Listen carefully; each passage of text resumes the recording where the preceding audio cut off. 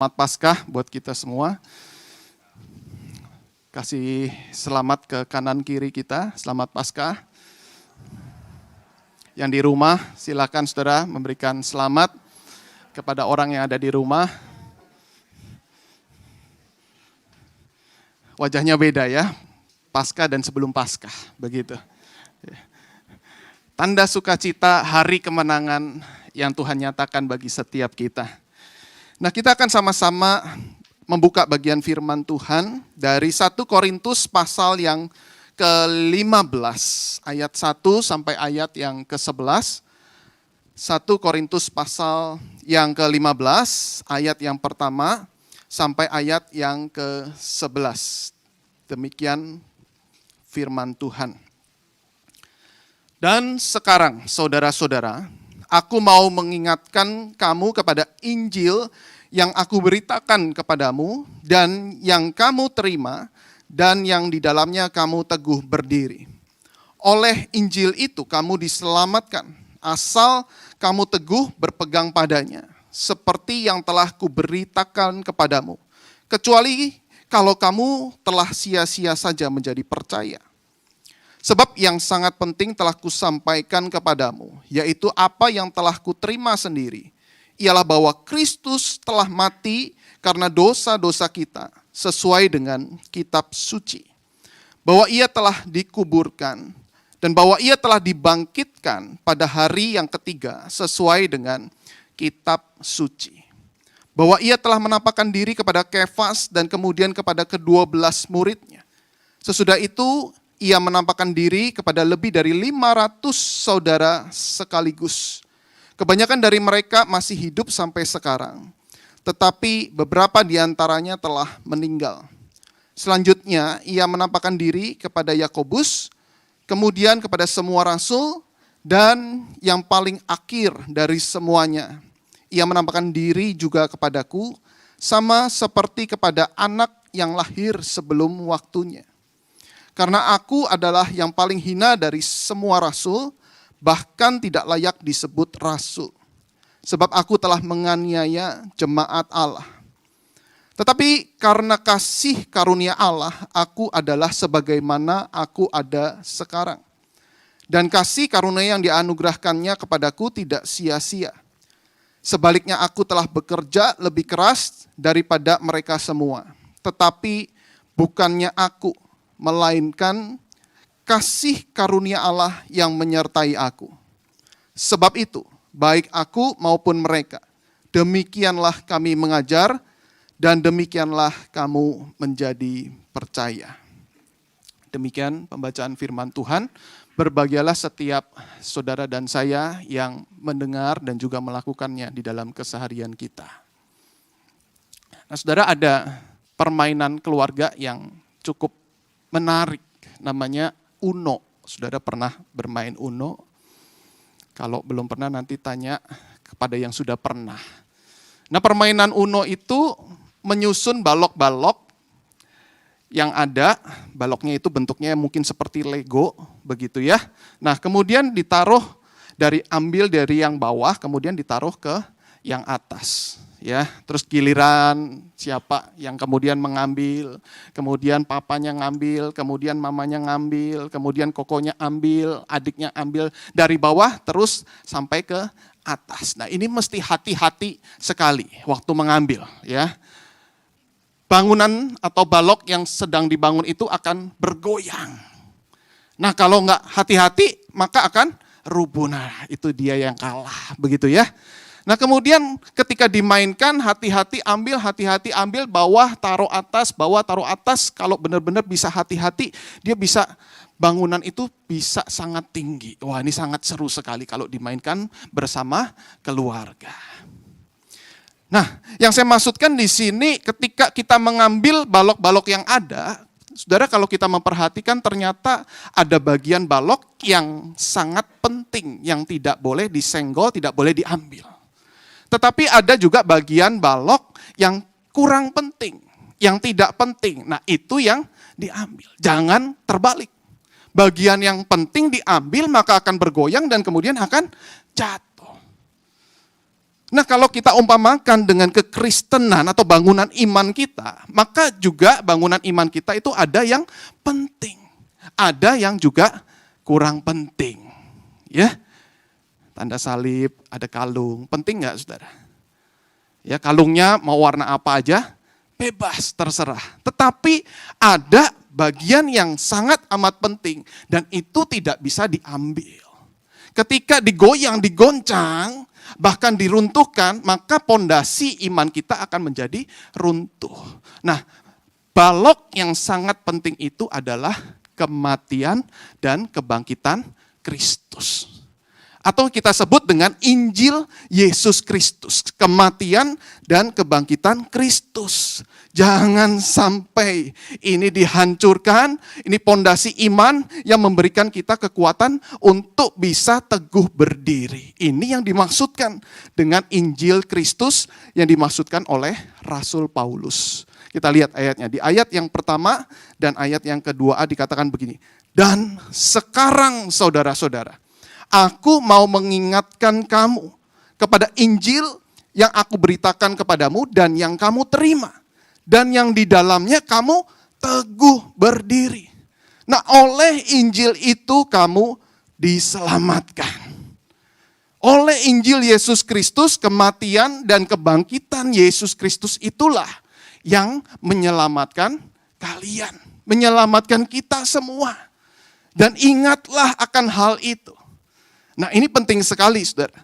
Ketika kita hari ini ada di tempat ini, hanya satu hal yang kita perlu ingat, kematian dan kebangkitan Yesus Kristus yang pernah menyelamatkan kita, yang memberikan kita kekuatan sehingga kita bisa teguh berdiri.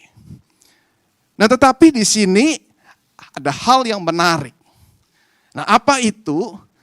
Paulus menambahkan fakta yang juga cukup penting di antara bangkit dan mati. Yaitu fakta di mana Yesus telah dikuburkan.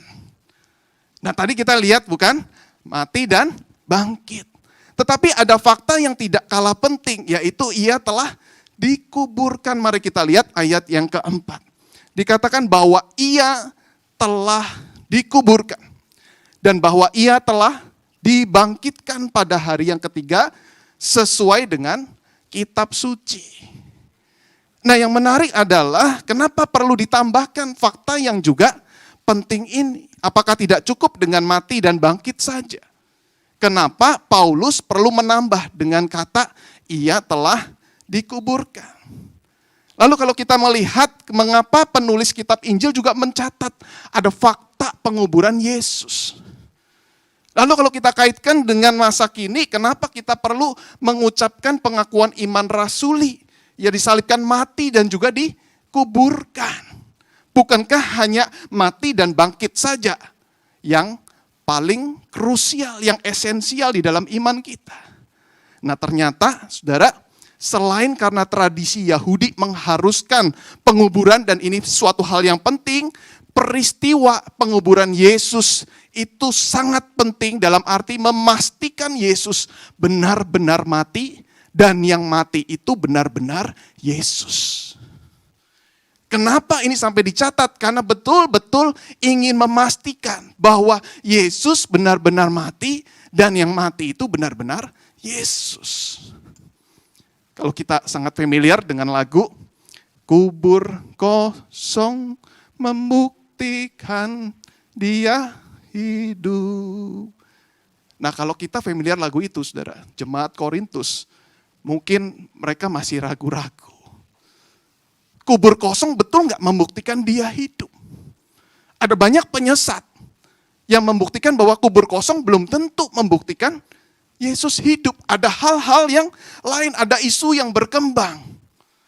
Belum tentu Yesus hidup, jangan-jangan mayatnya telah dicuri orang. Kita lihat saudara ya, di dalam Matius 28 ayat 12, 13 dan 15. Dikatakan, dan sesudah berunding dengan tua-tua, mereka mengambil keputusan, lalu memberikan sejumlah besar uang kepada serdadu itu.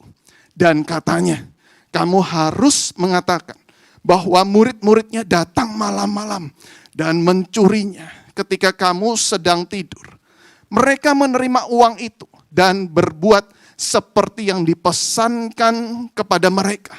Dan cerita ini tersiar di antara orang-orang Yahudi sampai sekarang ini. Ada hoax, ada isu yang sedang berkembang bahwa mayat Yesus sedang dicuri orang. Artinya apa? Artinya mereka sedang punya pemikiran bahwa ini bahaya besar.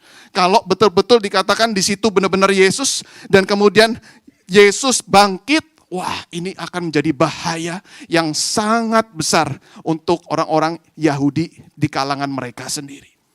Nah saudara, fakta bahwa Yesus dikuburkan ini akhirnya bisa benar-benar membuktikan bahwa Yesuslah yang benar-benar mati dan yang mati itu benar-benar Yesus.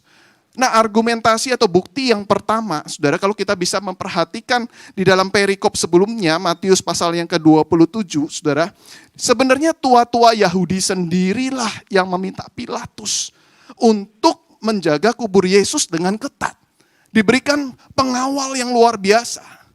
Mereka benar-benar, saudara, untuk dipersiapkan dengan baik untuk menjaga jenazah daripada Yesus itu.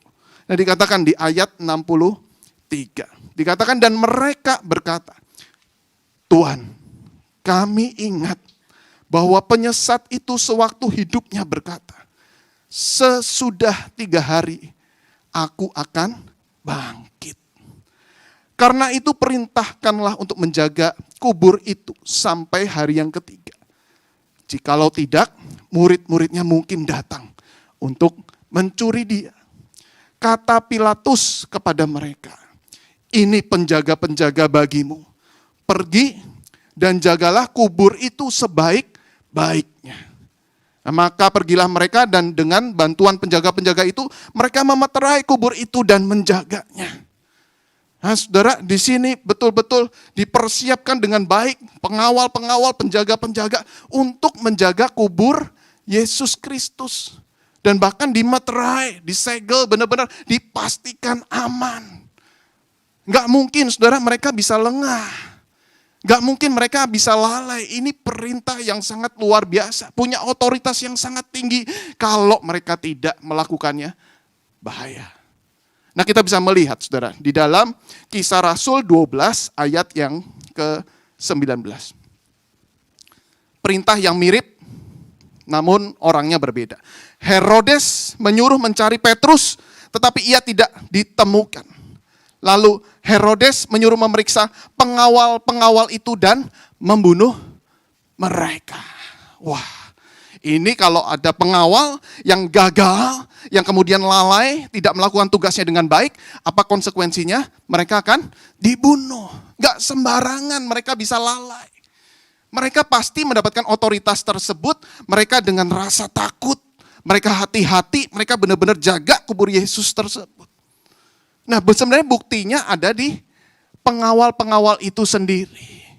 Dan mereka ternyata mengawal dengan ketat dan terbukti bahwa Yesus kemudian telah bangkit. Kubur itu kemudian menjadi kosong. Argumen ini membuktikan Yesuslah yang benar-benar berada di dalam kubur itu. Nah tidak selesai di sini, saudara. Sebenarnya ada bukti yang kedua. Di dalam kubur itu ada kain kapan yang tergulung. Nah kita lihat di Yohanes 20 ayat 5 sampai ayat yang ke-7. Ia dalam arti di sini Yohanes menjenguk ke dalam dan melihat kain kapan yang terletak di tanah. Akan tetapi ia tidak masuk ke dalam, maka datanglah Simon Petrus menyusul dia. Dan masuk ke dalam kubur itu, ia melihat kain kapan terletak di tanah. Sedang kain peluh yang tadinya ada di kepala Yesus tidak terletak dekat kain kapan itu, tetapi agak di samping, di tempat yang lain dan sudah tergulung. Ini bukti yang sangat jelas sekali. Saudara bayangkan saudara dan saya menjadi detektif pada saat itu. Lalu menyelidiki, ada kain kapan yang tergulung begitu ya.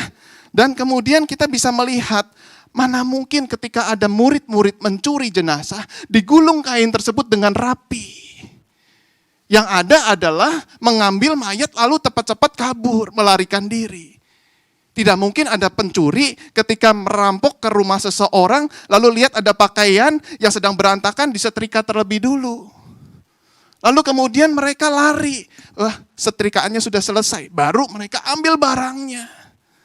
Tidak mungkin seperti itu, bukan? Harusnya yang secara logis adalah ketika mereka mengambil mayat tersebut, mereka tinggalkan itu dalam keadaan berantakan. Atau tidak mungkin dilepasin satu persatu, bukan? Di mayat Yesus tersebut. Artinya apa? Ini benar-benar adalah sebuah kebohongan. Yang sebenarnya berita yang benar adalah Yesus benar-benar ada di dalam kubur itu lalu kemudian bangkit. Wah, ini luar biasa sekali, saudara. Ketika saya menggumuli bagian firman Tuhan ini, luar biasa. Fakta benar-benar membuktikan bahwa Yesus Kristus bangkit. Amin, saudara. Fakta jelas. Hal yang diungkapkan di dalam firman Tuhan sangat detail sekali. Bahwa Yesus benar-benar bangkit. Jikalau kuburnya kosong berarti dalam kubur itu benar-benar Yesus. Dan Yesus benar-benar mati lalu bangkit. Nah, Rasul Paulus kemudian memberikan argumen yang sangat kuat sekali. Kita lihat di dalam 1 Korintus pasal 15 ayat yang kelima sampai ayat yang ke-6a. Dikatakan bahwa ia telah menampakkan diri kepada Kefas. Dan kemudian kepada ke-12 murid. Sesudah itu ia menampakkan diri kepada lebih dari 500 saudara sekaligus. Kebanyakan dari mereka masih hidup sampai sekarang. Nah, saudara, maksudnya apa ketika dia bicara menampakkan diri kepada Kefas? Kefas tokoh besar.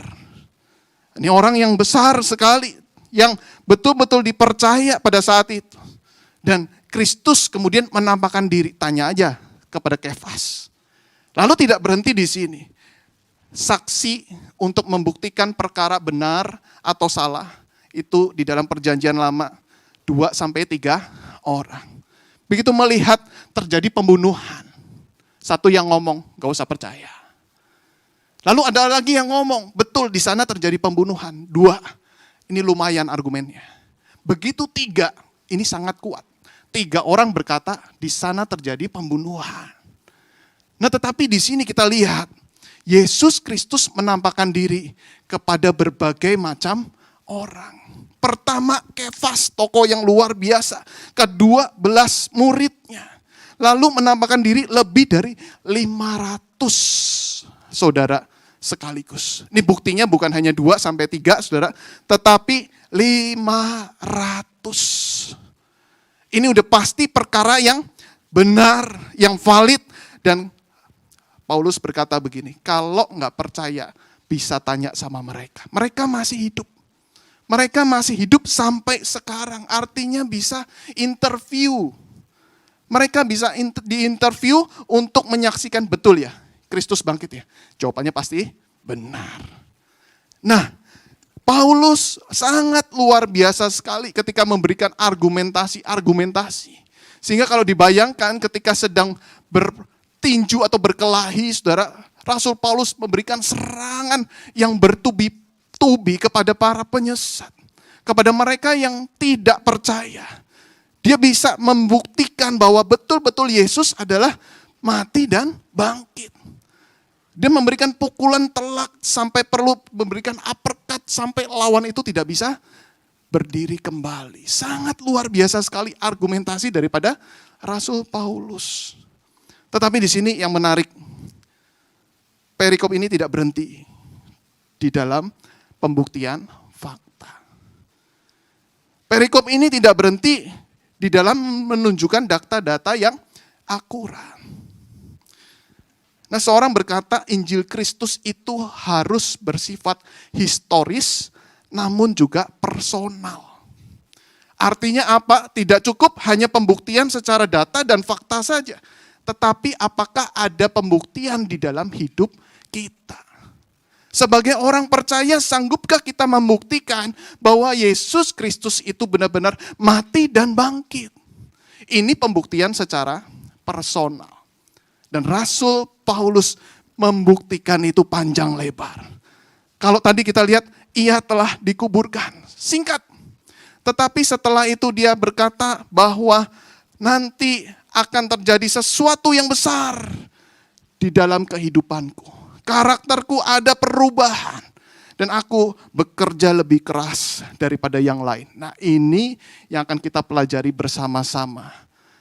Nah, kita lihat saudara, ada bukti apa di dalam kehidupan Rasul Paulus. Bukti yang pertama, Paulus makin rendah hati.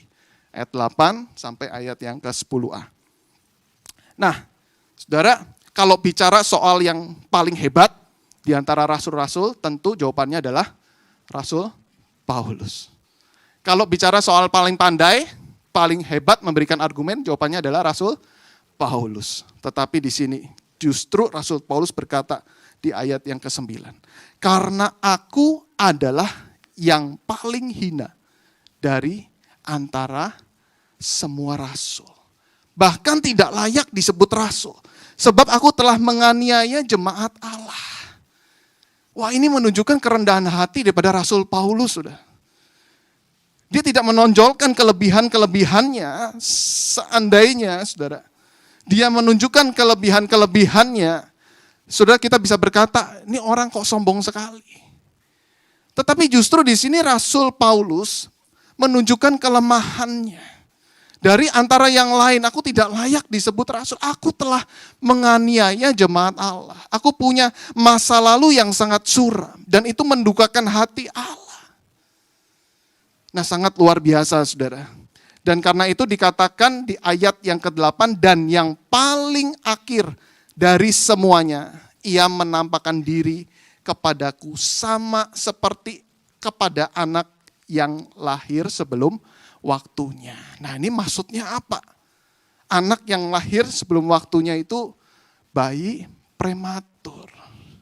Zaman dulu kedokteran belum seperti sekarang. Begitu lahir prematur sekarang cenderung aman. Ada alat yang canggih.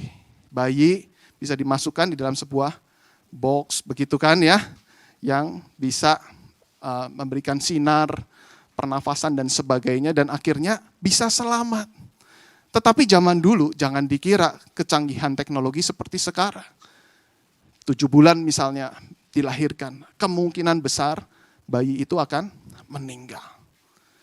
Nah, itu yang dimaksudkan oleh Rasul Paulus, anak yang lahir sebelum waktunya. Jadi waktu Rasul Paulus lahir baru ini sebenarnya betul-betul anugerah dan kasih Tuhan yang menyelamatkan hidupnya. Kita ingat bukan peristiwanya di mana Kisah Rasul 9 ayat yang ke-3 sampai ayat yang ke-6. Saya bacakan. Dalam perjalanannya ke Damsyik, ketika ia sudah dekat kota itu, tiba-tiba cahaya memancar dari langit mengelilingi dia. Ia rebah ke tanah. Dan kedengaranlah olehnya suatu suara yang berkata kepadanya, Saulus, Saulus, mengapa engkau menganiaya aku? Jawab Saulus, siapakah engkau Tuhan? Katanya, akulah Yesus yang kau aniaya itu. Tetapi bangunlah dan pergilah ke dalam kota. Di sana akan dikatakan kepadamu apa yang harus kau perbuat. Ibarat Paulus selama ini gebukin Tuhan Yesus. Bayangkan saudara ya, Tuhan Yesus mungkin dia lagi duduk begitu ya, atau lagi tidak lihat Paulus gebukin, jadi penganiaya jemaat, ditendangin, siksa, dia diam aja selama ini.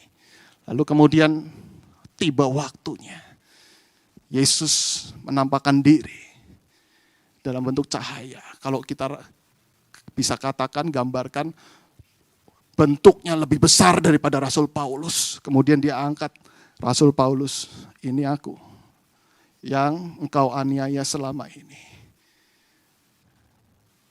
Engkau mau apa?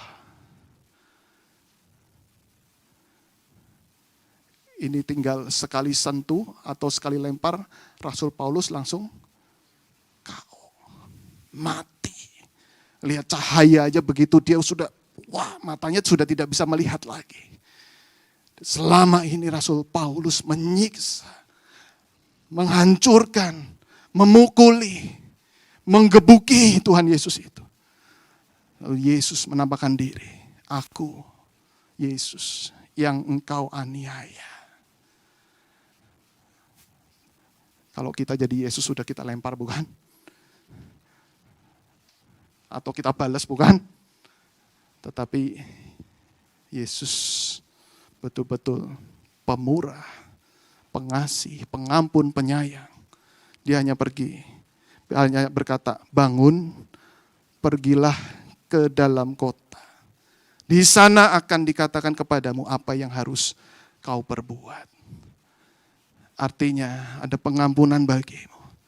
Dan aku akan memakai engkau. Memakai engkau menjadi orang yang luar biasa, rasul yang luar biasa, rasul kebangkitan Kristus. Saya pernah ketemu anak pemuda, badan besar sekali. Tapi dia cerita, Ko Jonathan ingat dulu waktu saya sekolah minggu, saya sebenarnya nggak ingat begitu ya. Badan saya kecil, kenapa? Karena waktu saya lahir itu saya lahir prematur. Hah, lahir prematur? Sekarang bisa badannya segede gini. Ya atas anugerah Tuhan ya. Atas anugerah Tuhan makanya banyak sekali saudara ya. Makanya banyak sekali bisa 3 piring begitu ya sekali makan. Saya gak percaya badanmu segede gini tapi kamu prematur. Iya benar-benar itu 2 bulan ada di box itu. Mama sudah berdoa terus dan ternyata doa mama dan papa dijawab oleh Tuhan. Begitu keluar benar-benar sehat. Wah luar biasa. Diselamatkan dari maut. Nah Rasul Paulus ketika berkata lahir prematur, dia lolos dari maut. Waktu dia lahir baru betul-betul lolos dari maut. Bahkan Tuhan pakai otot-ototnya Tuhan latih untuk menjadi rasul yang luar biasa mengabarkan Injil Kristus. Ini luar biasa sekali cara Tuhan bekerja, cara Tuhan memakai seseorang. Nah oleh karena itu di dalam ayat yang ke-10a dikatakan, tetapi karena kasih karunia Allah, aku adalah sebagaimana aku ada sekarang.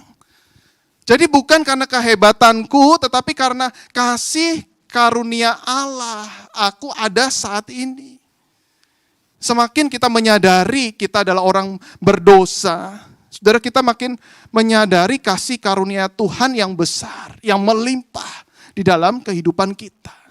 Semakin kita rendah hati, kita semakin merasa Tuhan akan pakai kita dengan luar biasa.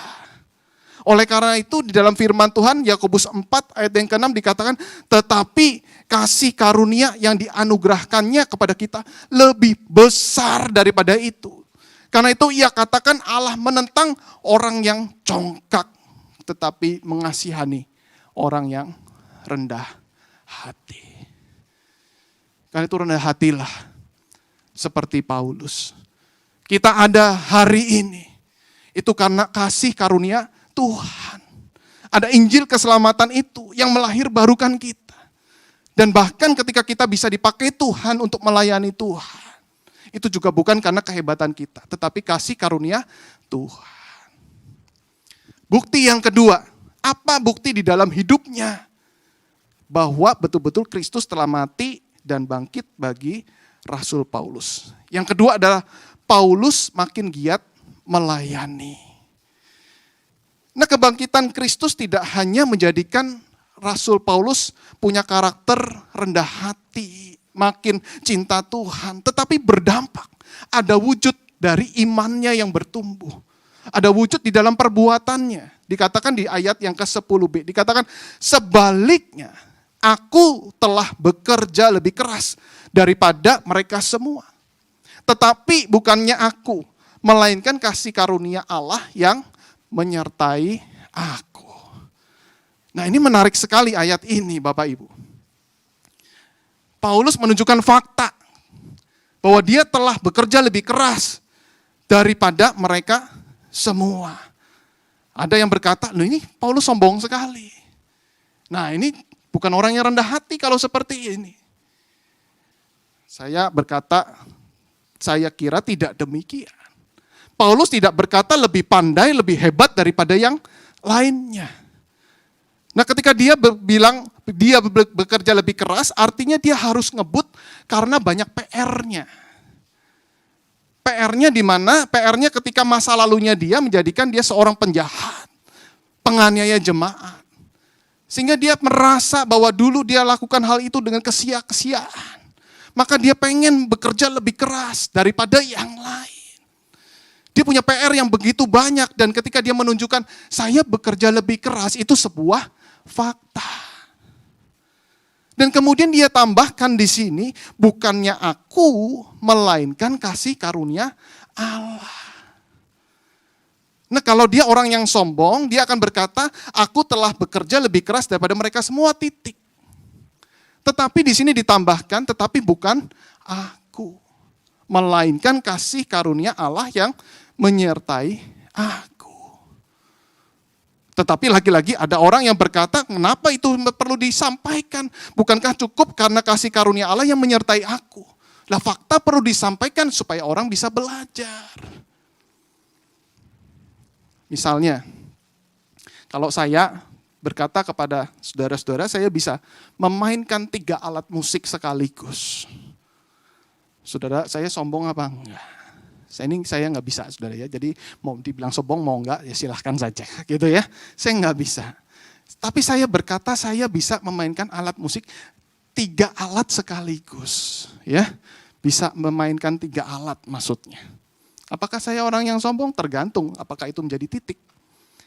Tetapi karena kasih kemurahan Tuhan, Tuhan memberikan talenta kepada saya. Saya diberikan kesempatan untuk belajar.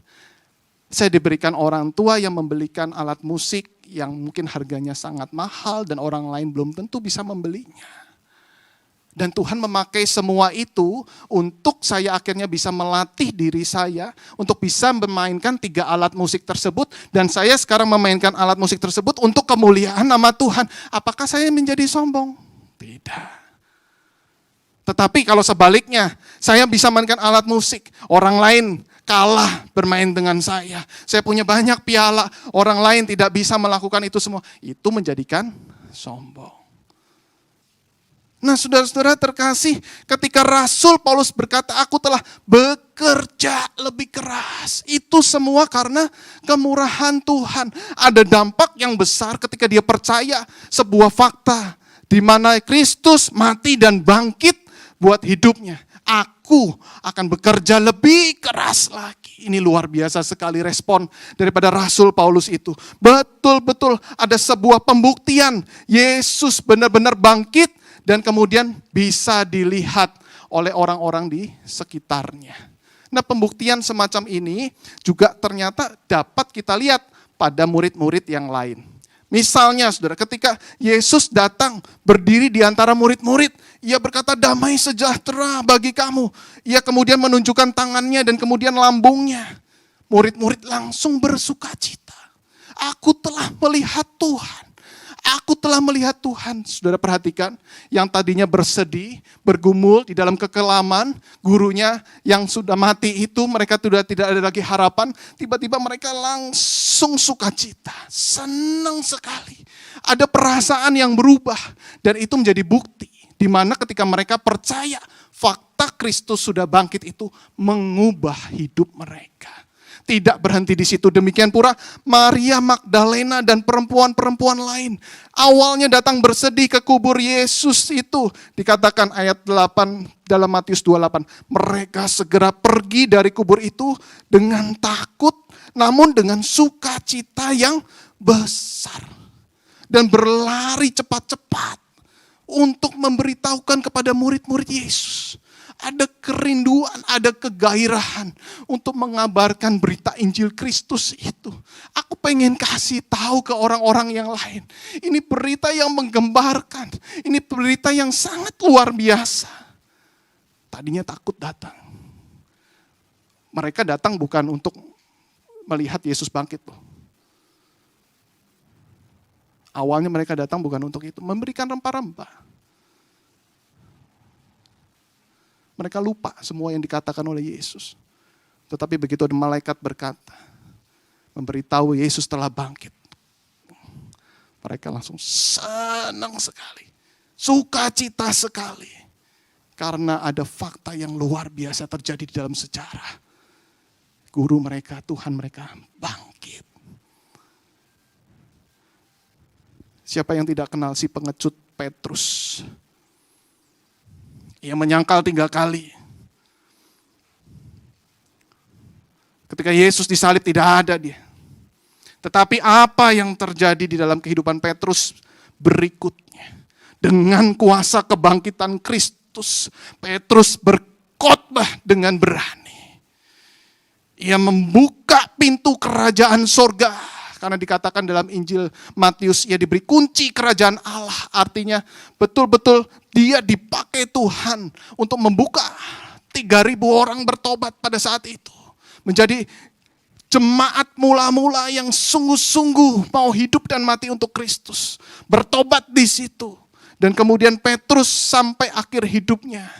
Dia memuliakan Tuhan, bahkan dia mati martir.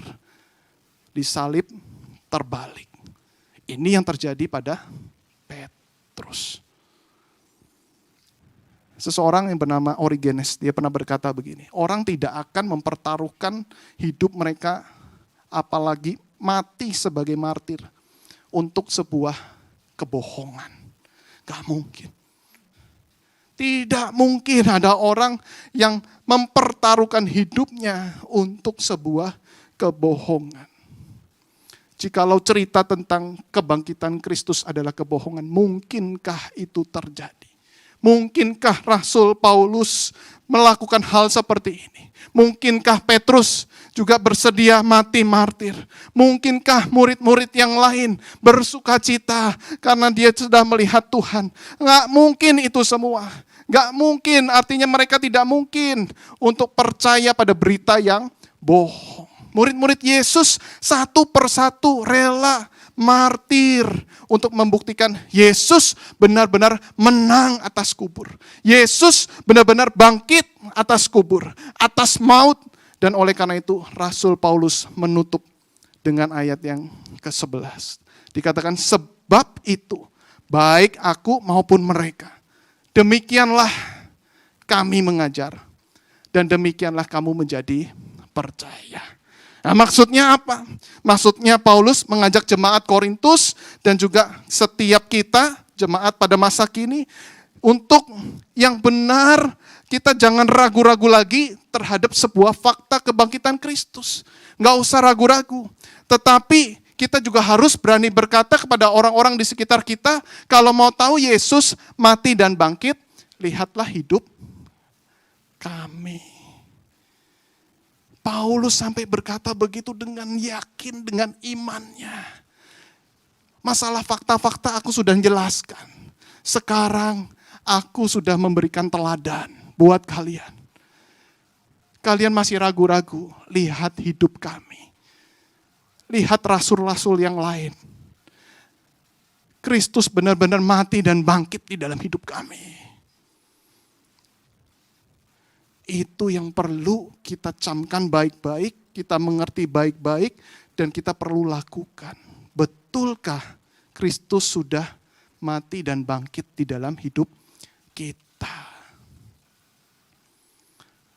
Sekitar abad 18 di Inggris, lahirlah seorang yang sangat luar biasa, bernama John Newton.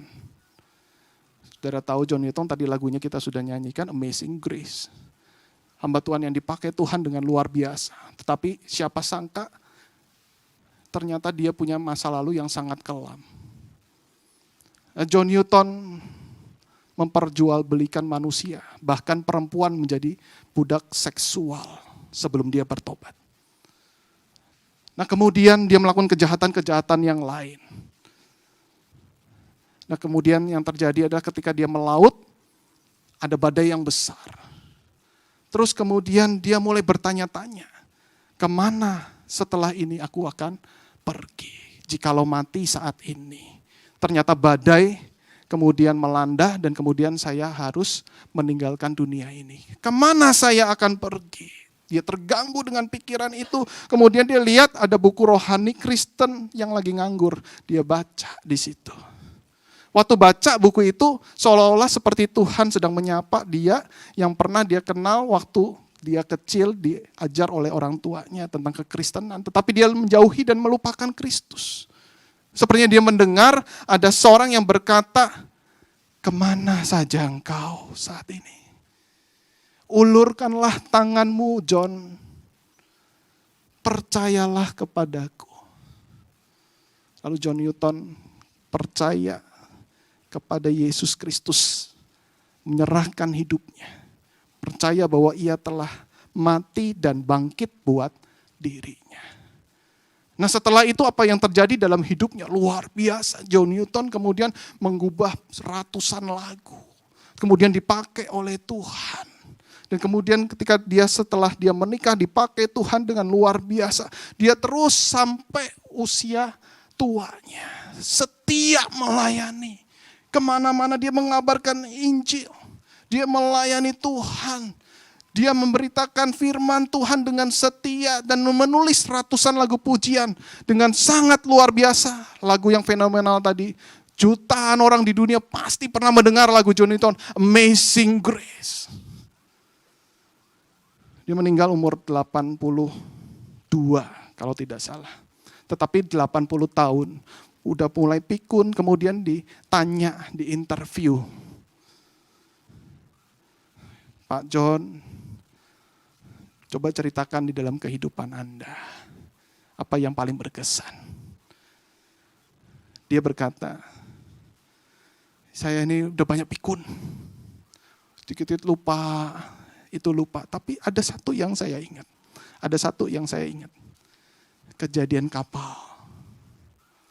Kejadian kapal yang melanda hidup saya. Di mana saya menerima keselamatan, percaya bahwa Kristus Yesus telah mati dan bangkit buat hidupku. Aku ingat bahwa aku pendosa besar, tetapi aku berjumpa dan diselamatkan oleh juru selamat yang besar, Yesus Kristus itu. Terima kasih. Itu yang saya ingat. Pernah dilukai orang? Lupa. Pernah dikhianati orang? Lupa. Pernah ditinggalkan orang? Lupa. Kadang kita kebalik ya saudara ya. Dikhianati orang kita ingat sampai tua. Disakiti orang kita terus ingat. Tapi siapakah Kristus dalam hidup kita? Kadang-kadang kita lupakan. John Newton, dia justru lupakan semua. Yang dia ingat satu. Dulu saya pernah berjumpa dengan Yesus Kristus, juru selamat yang besar. Dan aku pendosa besar. Terima kasih. Amazing grace, amazing grace. Luar biasa bukan?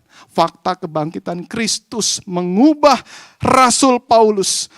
Fakta kebangkitan Kristus mengubah Petrus, Maria Magdalena, dan murid-murid yang lain. Bahkan ribuan tahun kemudian mengubah John Newton. Artinya apa? Artinya terus kuasa kebangkitan Kristus itu berdampak hingga hari ini. Bagi hidup saudara dan saya. Dan ketika orang lain bertanya kepada kita, jelas, mudah untuk menjawabnya. Jikalau kita punya bukti di dalam hidup kita. Lihat hidup saya. Dan itu yang Rasul Paulus lakukan. Demikianlah aku mengajar sampai kamu bisa percaya. Artinya aku mengajar bukan dengan hanya perkataan tetapi dengan perbuatan yang baik. Yang mencerminkan bahwa aku adalah anak Tuhan yang sudah ditebus oleh darah Kristus yang mahal. Saudara, saya tidak tahu berapa kali kita mengikuti Jumat Agung dan Paskah sampai detik ini. Berapa tahun sudah. Dan setiap kali kita melihat video Yesus disalib, mungkin kita menangis, meneteskan air mata. Dan itu yang saya lakukan ketika kemarin Jumat Agung itu. Betul-betul saya meneteskan air mata. Tetapi firman Tuhan ini juga bertanya kepada saya.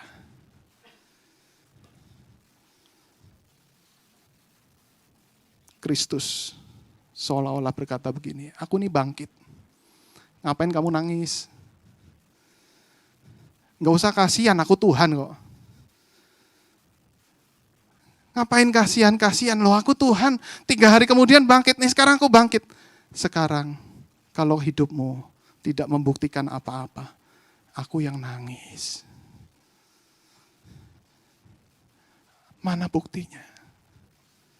Adakah perubahan di dalam hidup kita? Tahun demi tahun kita makin rendah hati dipakai Tuhan. Kita makin melayani dengan lebih giat seperti Rasul Paulus. Karena itu betul-betul mari kita menghayati bukan sekedar event, bukan sekedar hari raya, tetapi benar-benar makna kebangkitan Kristus itu berdampak di dalam hidup kita. Kebangkitan Kristus bukan hanya fakta, tetapi juga makna. Maknai kebangkitan Kristus dengan benar. Jadilah pelayan Tuhan, jadilah jemaat Tuhan yang setia, bukan hanya sekedar datang ke gereja, tetapi mau berubah, dipakai Tuhan dengan luar biasa. Makin rendah hati, makin giat melayani, mengasihi Tuhan, membenci dosa. Orang-orang seperti ini yang kemudian dipakai oleh Tuhan dengan luar biasa untuk membuktikan fakta kematian dan kebangkitan bagi orang-orang di luar sana. Amin, saudara. Dan kiranya Tuhan yang dipermuliakan di dalam kehidupan kita. Mari kita berdoa.